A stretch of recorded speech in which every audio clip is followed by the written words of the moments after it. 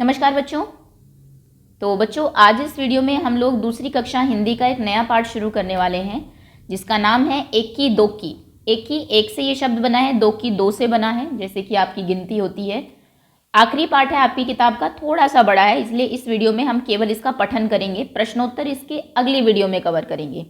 तो चलिए शुरू करते हैं। अगर कोई भी बच्चा चैनल पर नया है तो वीडियो के नीचे देखिए राइट साइड में रेड कलर से सब्सक्राइब लिखा होगा। चैनल को सब्सक्राइब कर लीजिए, बेल आइकन को प्रेस कर लीजिए, जिससे कि नेक्स्ट टाइम कोई भी वीडियो आपकी क्लास की आए तो आप उसको मिस ना करें।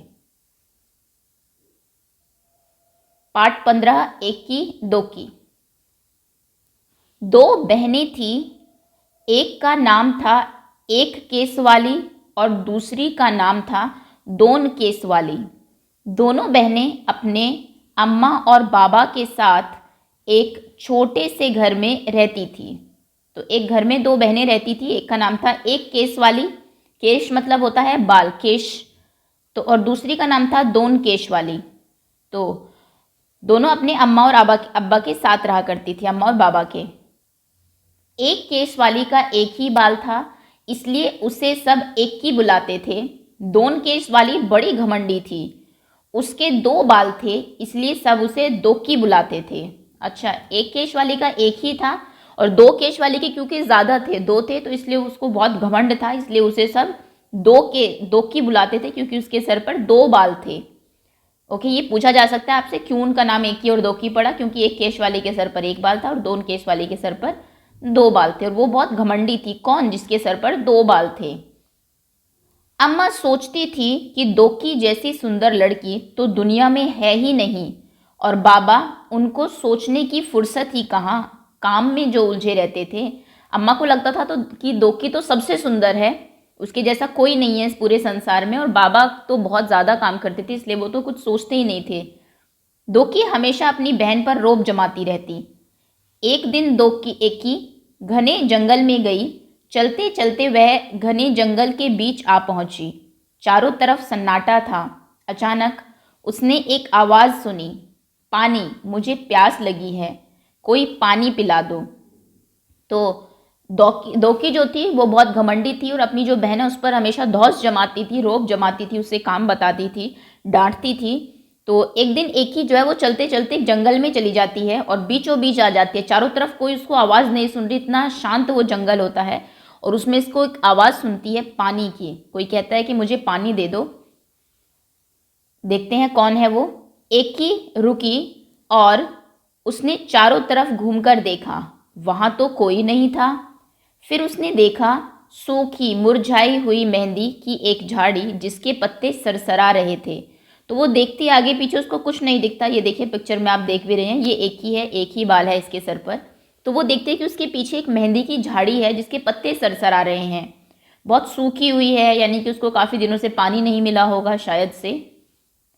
पास में ही पानी की धारा बह रही थी। एक ही ने चुल्लू में पानी भरकर एक बार, दो बार, कई बार झाड़ी के ऊपर डाला। तो पास में ही वो एक पानी की नदी बह रही थी, वो जाती है उसमें अपनी जो चुल्लू में, यानी कि आपकी हथेली को अगर आप थोड़ा सा गहरा कर लेंगे, उसको चुल्लू बोलते हैं, उसमें पानी भरती है क्योंकि कोई बर्तन नहीं होगा उसके पास, और धीरे धीरे लाके कई बार में वो उस झाड़ी को, मेहंदी की झाड़ी को पानी दे देती है। मेहंदी की झाड़ी बोली, धन्यवाद एक की, मैं तुम्हारी ये मदद याद रखूंगी। एक ही आगे बढ़ गई, तो वो उसको धन्यवाद कहती है क्योंकि उसने झाड़ी को प्यास लगी थी और उसने उनको पानी पिला दिया एक ही ने, और ये कहकर एक ही जो है वो आगे चली जाती है। फिर अचानक सन्नाटे में उसे एक और आवाज़ सुनाई दी, मुझे भूख लगी है, कोई मुझे खाना खिला दो। एक ही ने देखा कि एक मरियल सी गाय पेड़ से बंधी हुई थी। पहले कोई पानी मांग रहा था, अब थोड़ा सा आगे जाती है तो कोई खाना मांग रहा है कि मुझे बहुत भूख लगी है, खाना दे दो। तो वो आगे जाकर जब देखती है तो एक मरियल सी, मरियल मतलब होता है बहुत कमज़ोर, एक कमज़ोर, शायद से कई दिनों से खाना उसको नहीं मिला होगा, गाय थी जो कि एक पेड़ से बंधी हुई थी। खुली होती है तो शायद वो खुद चर लेती, लेकिन बांध रखा था किसी ने। एक ही ने घास फूस इकट्ठी की और गाय को खिला दी। उसके बाद उसने गाय के गले में बंधी रस्सी को खोल दिया। पहले वो आसपास से घास लेती है जो गाय खाती है और वो गाय को खिला देती है, उसके बाद वो उसकी रस्सी भी खोल देती है ताकि वो बाद में खुद घास खा सके। ये देखिए पिक्चर में आप ये भी देख रहे हैं, घास वो खिला रही है गाय को। धन्यवाद एक की, मैं तुम्हारी ये मदद हमेशा याद रखूंगी, गाय ने कहा। तो गाय भी उसको धन्यवाद कहती है। एकी अब चलते चलते थक गई थी, उसे गर्मी भी लग रही थी। उसे समझ में नहीं आ रहा था कि अब वह क्या करे, कहाँ जाए। अब गाय को भी खिला दिया चारा, मेहंदी को भी पानी दे दिया, वो आगे चले जा रही है क्योंकि जंगल में पहुंच गई है, रास्ता नहीं उसको मिल रहा है। तो वो उसे समझ नहीं आ रहा था कि वो अब कहाँ करे, शायद वो रास्ता भटक गई थी। तभी उसे दूर एक झोपड़ी दिखाई दी। एकी दौड़कर झोपड़ी तक गई और आवाज़ लगाई, कोई है। उसके बाद उसको एक झोपड़ी दिखती है उस जंगल में, घास फूस की बनी हुई। वो जाती है दौड़कर झोपड़ी के पास तक और पूछते कि क्या कोई है अंदर, बाहर से ही पूछ रही है। एक बूढ़ी अम्मा ने दरवाज़ा खोला। बूढ़ी अम्मा ने कहा, आहा, आ गई मेरी बच्ची, मैं तुम्हारी ही राह देख रही थी, आओ अंदर आ जाओ। अब कोई अनजान आदमी दरवाज़ा खोलता है, वहाँ पर एक बूढ़ी अम्मा होती है, कोई खोले फिर कहे कि मैं तुम्हारी राह देख रही थी, जिसको आपने कभी देखा भी नहीं, जिस जंगल में आप कभी आए भी नहीं, ये बड़ी हैरानी की बात है। तो वो अम्मा कहती है कि मेरी बच्ची आ गई, मैं तुम्हारा ही मुझे इंतज़ार था, तुम्हारी राह मैं देख रही थी, और उनको अंदर बुला लेती है। एक ही हैरान हो गई और चुपचाप झोपड़ी में आ गई। झोपड़ी में आकर उसे बहुत अच्छा लगा। तो वो हैरान हो जाती है कि ये ऐसा क्यों कह रही है, ये तो मुझे जानती नहीं, लेकिन फिर वो चुपचाप अंदर आ जाती है और अंदर जाकर उसको बहुत अच्छा भी लगता है। बूढ़ी अम्मा ने कहा, आओ बेटी, तुम्हारे लिए नहाने को पानी तैयार है, पहले अच्छी तरह से तेल लगाओ और उसके बाद नहा लो, फिर हम खाना खाएंगे। तो बूढ़ी अम्मा को शायद पता था वो आने वाली है, वो इंतज़ार भी कर रही थी, उन्होंने सब काम तैयार रखा है। उन्होंने उनके लिए नहाने के लिए पानी भी तैयार रखा है। कहते हैं कि पहले तेल लगा लो अपने सर में और उसके बाद नहा लो, नहाने के बाद फिर हम क्या करेंगे, फिर हम खाना खाएंगे। एक ही ने शर्माते हुए कहा, नहीं नहीं, अब आप किसी के घर जाए, एक तो आप जानते नहीं हैं जाते नहाता कौन है, तो मना कर देती कि नहीं नहीं, मैं नहीं नहा रही हूँ। अम्मा ने पुचकार कर कहा, अरे नहीं क्या, जैसा मैं कहती हूँ वैसा करो। तो वो उसको प्यार से सहलाती है और कहती है कि नहीं मत कहो, जैसा मैंने कहा बिल्कुल वैसा ही करो। एक ही ने बूढ़ी अम्मा की बात मान ली, तो वो उनकी बात मान लेती है। फिर पता है क्या हुआ, एक ही ने जैसे ही अपने सिर से तौलिया हटाया तो उसने पाया कि उसके सिर पर एक नहीं परंतु बहुत सारे बाल थे।